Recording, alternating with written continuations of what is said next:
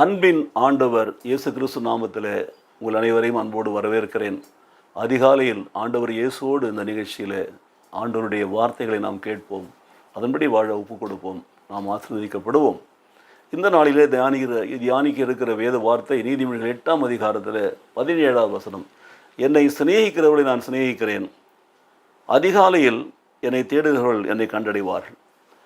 என்னை சிநேகிக்கிறவர்களை நான் சிநேகிக்கிறேன். யாரெல்லாம் என்னை நேசிக்கிறாங்களோ, என் மேல் அன்பாக இருக்கிறாங்களோ, அவர்கள் மேல் நான் அன்பாக இருக்கிறேன், நான் அவர்களை சிநேகிக்கிறேன். மாத்திரமல்ல, அதிகாலையில் எழுந்த உடனே முதலாக என்னை தேடுகிறாங்க. பார்த்தீங்களா, என்னை தேடுகிற பொழுது என்னை கண்டடைவார்கள்.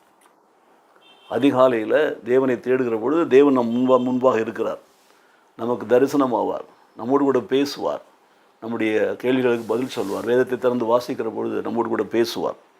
I love those who love me and those who seek me will find me.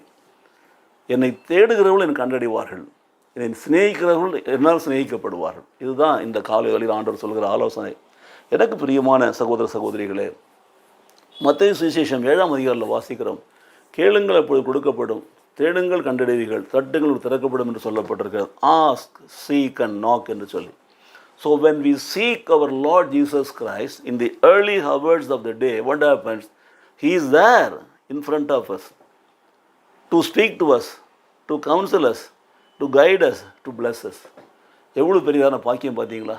கர்த்தரை தேடுகிறவர்கள் கண்டடைகிறார்கள், அதிகாலையில் தேடுகிறவர்கள் கண்டடைகிறார்கள். ஸோ அதிகாலை ஆண்டவர் இயேசுவை தேடி வந்திருக்கிற இந்த நாளில் எனக்கு அருமையான தேவஜனமே, நீங்கள் அவரை நேசிக்கிறீர்கள், அவரை சிநேகிக்கிறீர்கள் என்பதற்கு இதுதான் அடையாளம். ஏனென்றால் காலையில் எழுந்தவுடனே முதற்கனியாகிய ஸ்தோத்திர பலியை செலுத்தும்படி கர்த்தரை தேடி இருக்கிறீர்கள். கர்த்தரை தேடினால் நீங்கள் பிழைப்பீர்கள். கர்த்தரை தேடுகளுக்கு ஒரு நன்மையும் குறையப்படாது. கர்த்தரை தேடுகள் பாதுகாப்பாக இருப்பார்கள். பார்த்தீங்களா, இந்த ஆசீர்வாதம் இன்றைக்கு நமக்கு வேண்டுமா? நாமும் கர்த்தரை சிநேகிக்கிறவர்களாக, அன்பு செய்கிறவர்களாக, அந்த அன்பின் அடையாளமாக அதிகாலையில் அவரை தேடுகிறவர்களாக நாம் நடப்போம் என்று சொன்னால், கர்த்தர் நம்மை ஆசீர்வதித்து நம்மை பெருக செய்வார். நம் வாழ்நாளில் we will not be mere seekers of God, but instead of that we will be finders of God. We find God and we pray to Him and He blesses us. அதுதான் மிக முக்கியம்.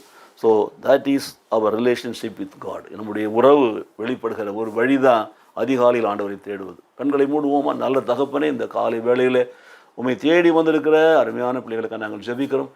அவர்கள் உம்மை சிநேகிக்கிறார்கள், உம்மில் அன்பு வைக்கிறார் என்பதற்கு ஒரு அடையாளமான காரியமாக இருந்தாலும், அவர்கள் தேடுகிற பொழுது உம்மை கண்டடைகிற பொழுது இன்னும் மிகுந்த மகிழ்ச்சியோடு கூட, சந்தோஷத்தோடு கூட உம்மிடத்தில் வேண்டிக் கொள்ளவும், உம்முடைய வாக்கின்படி நடக்கவும் அவர்கள் கிருபை கொடுக்க வேண்டும் நாங்கள் ஜெபிக்கிறோம், ஆசீர்வதிக்கிறோம். இயேசு கிறிஸ்து நாமத்திலே பிதாவே, ஆமென், ஆமென்.